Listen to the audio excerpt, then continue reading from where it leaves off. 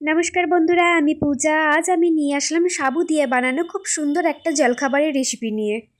তাহলে এখন চলো দেখা যাক আমি রেসিপিটা কিভাবে বানালাম, আর তার জন্য ভিডিওটা স্কিপ না করে সম্পূর্ণ ভিডিওটা দেখার অনুরোধ রইল।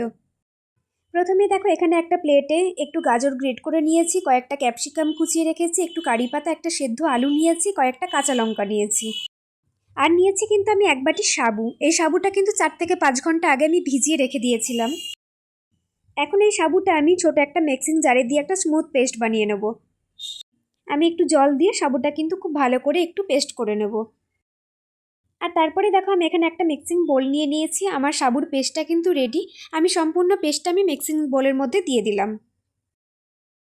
আর যে আলুটা সেদ্ধ করে রাখা ছিল, সেই আলুটা কিন্তু আমি গ্রেটারে ভালো করে গ্রেট করে সাবুর মধ্যে মিক্স করে নেব। আমি এখানে একটা মিডিয়াম সাইজের আলু নিয়েছি, সেই আলুটা আমি গ্রেট করে নিয়ে নিলাম। আর তারপরে আমি এর মধ্যে এক এক করে অ্যাড করব কুচনো কাঁচা লঙ্কা। আগে থেকে যে গাজরটা আমি গ্রেট করে রেখেছিলাম, সেই গাজরটা আমি এর মধ্যে অ্যাড করে নিলাম।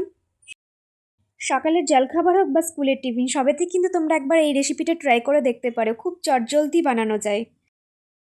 এখন এর মধ্যে আমি অ্যাড করে নিলাম কিছুটা ক্যাপসিকাম কুচি আর কয়েকটা কারি পাতা।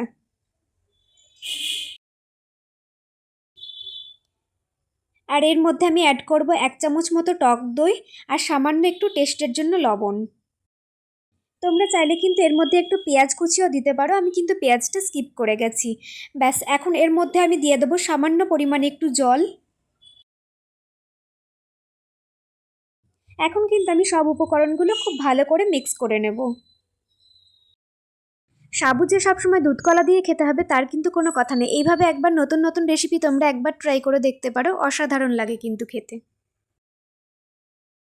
আর এর মধ্যে দেখো, এখানে আমার সমস্ত সাবুটা মিক্সিং হয়ে গেছে।